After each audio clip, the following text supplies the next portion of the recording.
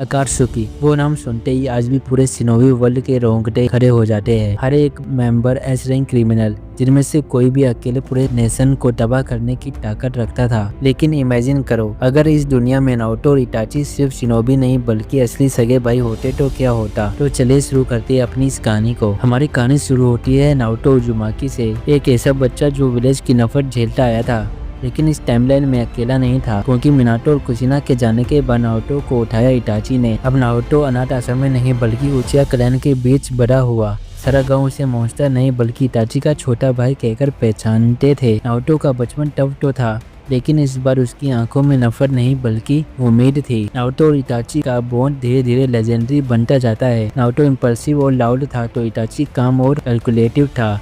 दोनों मिलकर मिशन करते, दोनों की ताकत एक दूसरे को बैलेंस करती। विलेजर कहते थे अगर सासुके और नारुतो राइवल है तो इटाची और नारुतो डेस्टिनी के भाई है। नारुतो भी हर मिशन के बाद प्राउडली बोलता, दुनिया चाहे मुझे डेमन बोले लेकिन मैं इटाची उचिया का भाई हूँ। एक दिन वो पल आता है जब एल्डर चाहते थे कि इटाची अपने ही क्लैन के खिलाफ खड़ा हो, लेकिन इस बार इटाची अकेला नहीं था। नारुतो उसके सामने खड़ा होकर कहता है, भैया अगर तुझे लगता है कि तू अकेला ये बोझ उठाएगा तो तुझे अब मुझसे डरना पड़ेगा। मैं तेरा छोटा भाई हूँ और मैं तुझे गिरने नहीं दूंगा।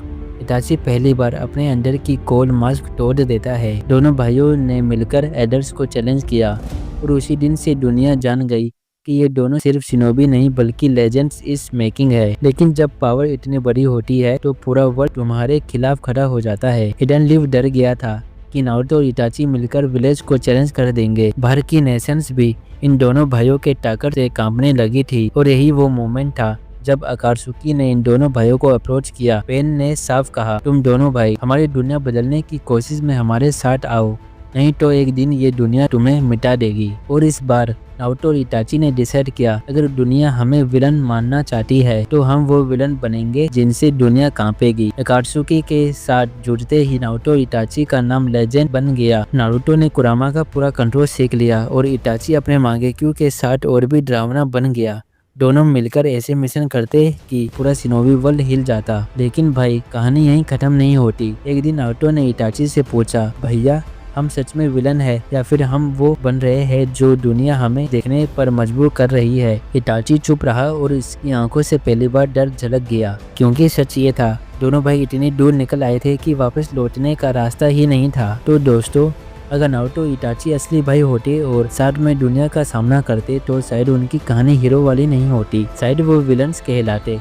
लेकिन विलन्स जो पूरे शिनोबी वर्ल्ड की नींव हिला देते। अब आप बताइए, अगर नारुतो और इटाची भाई होते तो क्या वो हीरोज बनते या सबसे खतरनाक विलन्स? कमेंट करके जरूर बताना। और अगर स्टोरी पसंद आई हो तो लाइक शेयर और सब्सक्राइब करना मत भूलना। मैं मिलता हूँ आप सब लोगों से अगली वीडियो में।